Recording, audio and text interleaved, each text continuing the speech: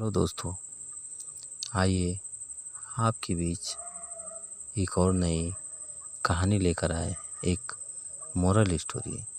कहानी का नाम है जादुई साड़ी।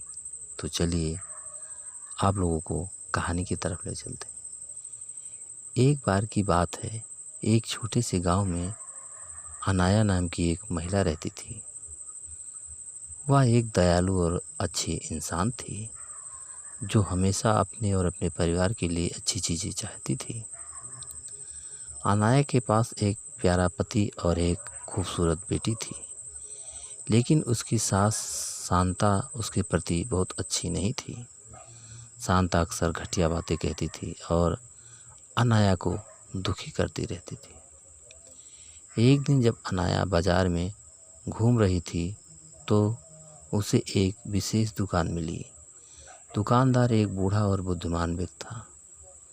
अनाया ने उससे कहा कि वह खुश रहना चाहती है और चाहती कि उसके साथ अच्छी चीज़ें हों, भले ही उसकी सास निर्दयी थी। दुकानदार मुस्कराया और उसे एक अनोखी साड़ी दिखाई। उन्होंने कहा कि यह जादुई साड़ी है और यह उसके जीवन में सौभाग्य और खुशियाँ लाएगा। अनाया ने जादुई साड़ी खरीदने का फैसला किया और तुरंत उसे पहन लिया। जब अनाया ने जादुई साड़ी पहनना शुरू किया तो चमत्कार हो गया। उसकी सास अनाया के साथ बुरा बर्ताव करने की बजाय उसके साथ प्यार और सम्मान से पेश आने लगी। अनाया बहुत खुश थी क्योंकि उसकी सास उसकी सबसे बड़ी समर्थक और सबसे अच्छी दोस्त बन गई थी। गांव के लोग इस बदलाव को लेकर आश्चर्यचकित रह गए। जादुई साड़ी की वजह से अनाया के परिवार में खुशियाँ आने लगी। गांव बहुत अच्छी जगह बन गया और अनाया का पति सफल हो गया। उसका घर हमेशा प्यार से भरा रहता था और सभी का आपस में मेल जोल रहता था। अनाया की बेटी एक प्यारे और देखभाल करने वाले घर में बड़ी हुई और वह बहुत खुश थी।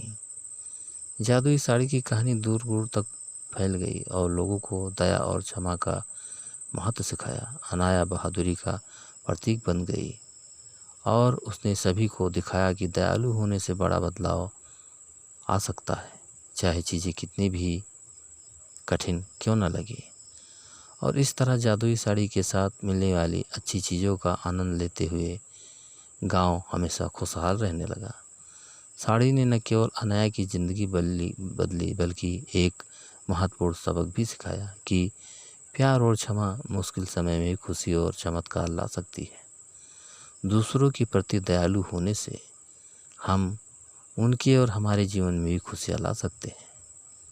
तो दोस्तों, इस कहानी से आपको क्या सीख मिली, कमेंट करके हमें ज़रूर बताना। और कहानी अगर अच्छी लगी हो तो एक लाइक ज़रूर कर देना।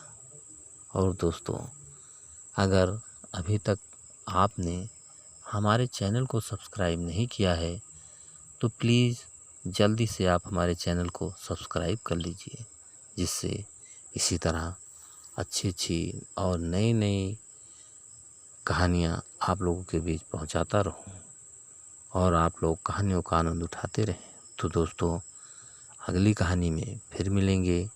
तब तक के लिए नमस्कार।